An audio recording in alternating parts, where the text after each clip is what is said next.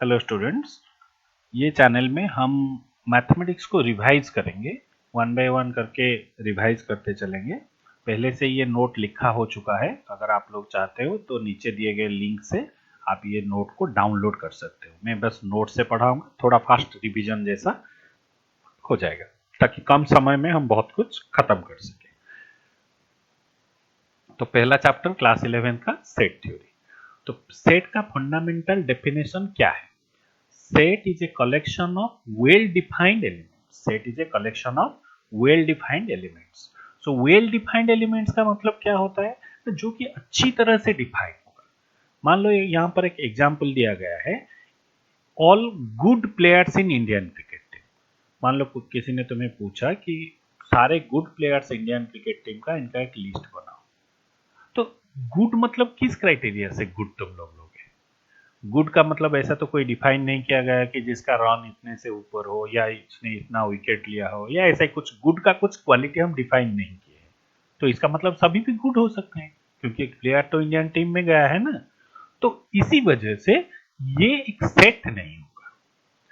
तो जैसा देखो तुम, मैंने एक सेट को एक ए लेटर, कोई भी एक कैपिटल लेटर से आप डिनोट कर सकते हो और एक कर्ली ब्रैकेट के अंदर सेट रहता है।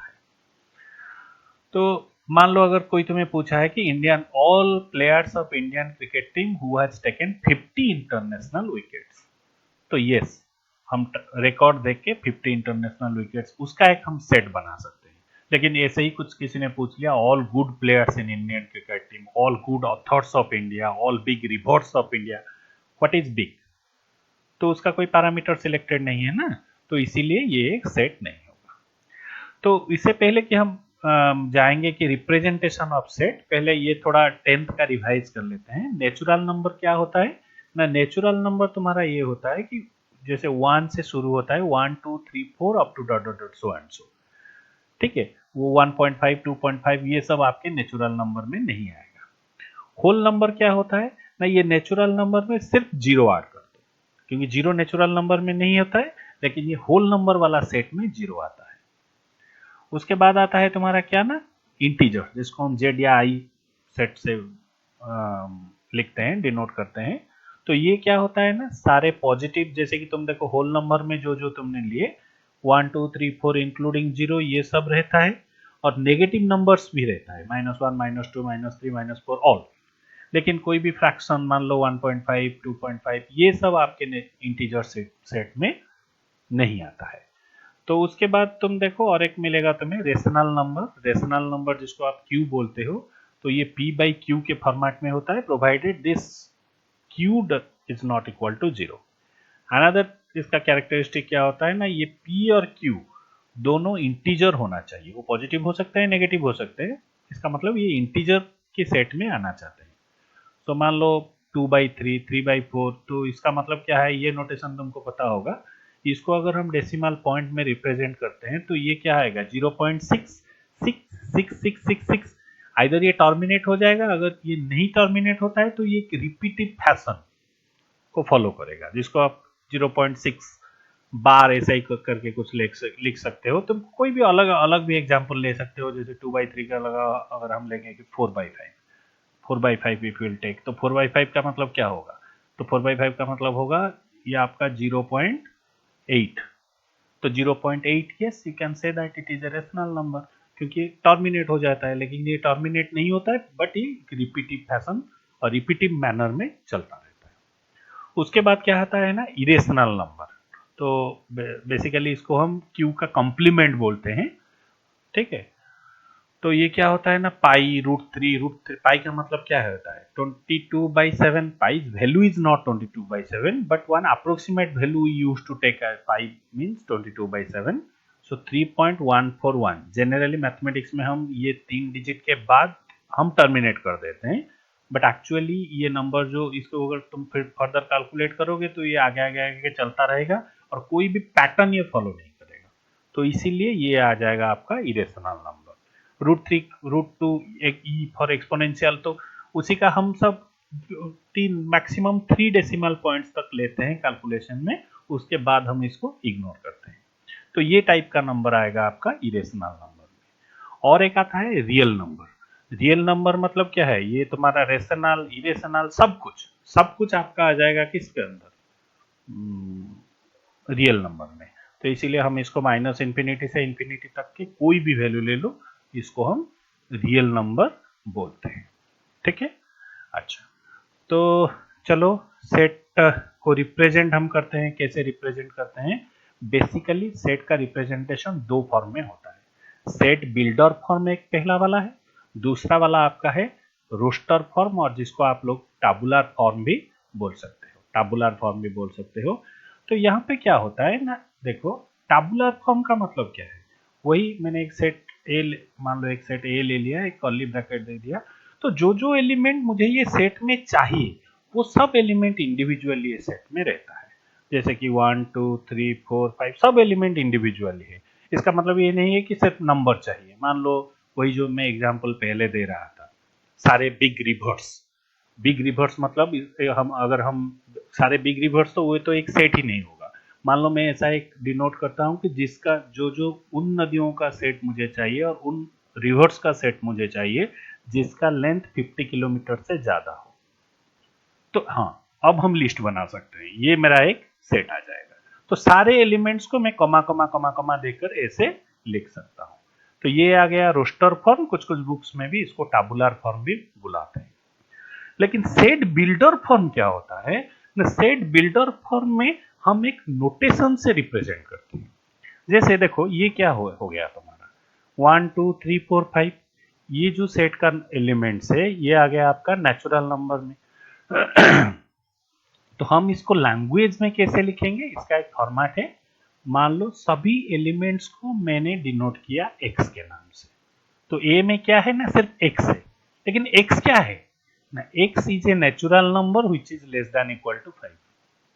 कोई अगर बोलना चाहता है कि x इज ए कुछ भी, इसके अंदर आप कुछ भी किसी भी लैंग्वेज में आप इसको लिख सकते हो। एक चीजें आप अगर कोई यहाँ से लिखना चाहेगा कि एक सच दैट, इसको हम बोलते हैं सच दैट, यहाँ पर आप एक वर्टिकल लाइन भी दे सकते हो, या फिर वन कॉलन मार्क, इसको कॉलन मार्क बोलते हैं, कॉलन मार्क भी दे सकते हो। तो x such that x is a natural number less than equal to 5। आप ये सब बोल सकते हो कि x such that x is a whole number less than 5 and x can not be equal to 0। इसको ऐसे भी आप लिख सकते हो। और कोई अगर लिखना चाहे कि x such that x belongs to हम आगे आएंगे, x एक is an integer but it does not contain zero and negative integer value, हो सकता है। तो इसका मतलब ये फॉर्मेट देके आप कुछ भी लिख सकते हो जो कि x को सेटिस्फाई करता है, और इसका मतलब सिर्फ यही होगा और कुछ नहीं होगा। ठीक है। जैसे कि देखो बी एक सेट मैंने लिया है ए ई आई ओ यू, ये क्या है, ये एक भावेल है। तो देखो इसको कैसे लिखा गया है कि x such that x is a vowel in English alphabet. ये एक्स के जगह पे तुम वाई लिख सकते हो, y such that y is a vowel in English alphabet. तो ये हो गया तुम्हारा बिल्डर फॉर्म या सेट बिल्डर फॉर्म, ये हो गया तुम्हारा रोस्टर फॉर्म। तो अब देखो फाइनाइट सेट क्या है और इनफाइनाइट सेट क्या है। फाइनाइट सेट मतलब क्या है, जिसका एलिमेंट काउंट फाइनाइट होगा, फाइनाइट नंबर ऑफ एलिमेंट्स होगा, जैसे कि 1 2 3 4 ये एक फाइनाइट सेट है। और इनफाइनाइट सेट क्या होगा कि जिसके अंदर इनफाइनाइट एलिमेंट्स होगा, तो वो हो जाएगा आपका इनफाइनाइट सेट। ये किस फॉर्म में लिखा गया है, ये सब रोस्टर फॉर्म में लिखा गया है। तो इसको तुम चाहो तो लिख सकते हो सेट बिल्डर फॉर्म में, खुद कोशिश करके देख लेना। तो उसके बाद आता है कि कार्डिनल नंबर। कार्डिनल नंबर क्या होता है ना, कार्डिनल नंबर क्या है ना, एक सेट में एलिमेंट कितना है, नंबर ऑफ एलिमेंट्स बेसिकली। इसको देखो डिनोट कैसे करते हैं, स्मॉल एन ऑफ सी, सी मतलब ये सेट का। तो कितना है इसका कार्डिनल नंबर 4। कार्डिनल नंबर मतलब number of elements in the set. ठीक है। अच्छा, अब ये देखो अब ये क्या हुआ ना, ये नंबर लाइन को मैंने रिप्रेजेंट किया है, यहां पर एक बबल दिया गया है, यहां पर एक बबल दिया गया है। ये तो नंबर लाइन है, तुम सबको पता होगा। तो ये बबल दोनों मैंने -1 और 1 से के बीच में दिया है, और 1 के ऊपर एक बबल, -1 के ऊपर एक बबल। तो इसका मतलब क्या होता है ना, -1 के और 1 के अंदर जितना भी वैल्यू है ये सबको ले लेगा, बट ओनली ये -1 और +1 को नहीं लेगा, इसीलिए यहाँ पर एक एम्प्टी बबल दिया गया है, और ओपन सर्कल जिसको भी बोलते हैं, यहाँ पर हमने एक एम्प्टी बबल दिया है। सही बात है।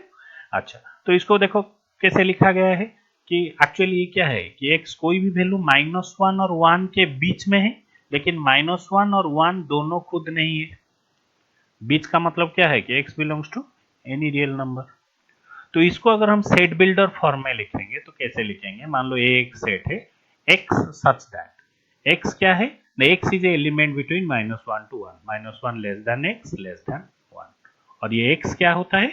x आपका रियल नंबर हो जाता है। ठीक है, कोई भी रियल नंबर -1 और 1 के बीच में। अब तुम देखो 1 और 2 नंबर लाइन में, तो x क्या है? x can be any element between 1 and 2.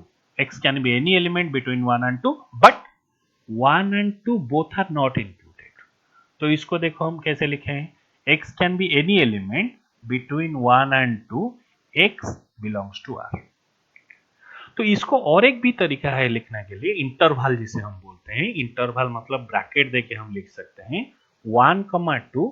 यहां पर देखो मैंने क्या ब्रैकेट दिया है कि ओपन ब्रैकेट दिया है। तो ओपन ब्रैकेट का मतलब क्या है ना, 1 और 2 जो इंटरवल, इसका जो बाउंड्री वैल्यू मैंने दिया है, इसके अंदर सब कुछ सिवाय ये 1 और 2 दोनों खुद नहीं है। तो अब तुम्हारे मन में आएगा कि सर अगर वो दोनों में से किसी एक को आना चाहिए तो कैसे देंगे? तो अगले एग्जाम्पल में देखते हैं। तो 1 to 2, यहां पर देखो मैंने ये सर्कल को ओपन न रख के फील कर दिया है। इसका मतलब क्या है ना, 1 और 2 के बीच में सब कुछ इंक्लूडिंग 1 एंड 2। तो इसके लिए ये देखो क्या लिखा गया है, 1 less than equal to x less than equal to 2, equal to sign मैंने यहाँ पे डाल दिया है। तुम अगर चाहो तो इसी फॉर्म में भी लिख सकते हो, x such that 1 less than equal to x less than equal to 2, x belongs to R। और यहां पर देखो ओपन ब्रैकेट दिया था। ओपन ब्रैकेट का मतलब 1 और 2 के बीच में सब कुछ 1 और 2 को छोड़ के। अब ये देखो 1 और 2 के बीच में सब कुछ, इसको हम बोलते हैं कि क्लोज ब्रैकेट। क्लोज ब्रैकेट मतलब ये जो बाउंड्री वैल्यूज है 1 एंड 2, ये दोनों इसमें इंक्लूडेड होगा। तो नीचे वाला देखो 1 2, एक में है खुला, एक में है ओपन, एक में है फील्ड सर्कल। ओपन सर्कल और एम्प्टी सर्कल, फील्ड सर्कल। तो इसका मतलब क्या है? क्वाइट ऑब्वियस, 1 और 2 के बीच में सब कुछ, 2 इंक्लूडेड है, इसके लिए इसीलिए यहाँ पर क्या है? Close bracket. 1 इंक्लूडेड नहीं है, इसीलिए यहाँ पे ओपन ब्रैकेट दिया गया।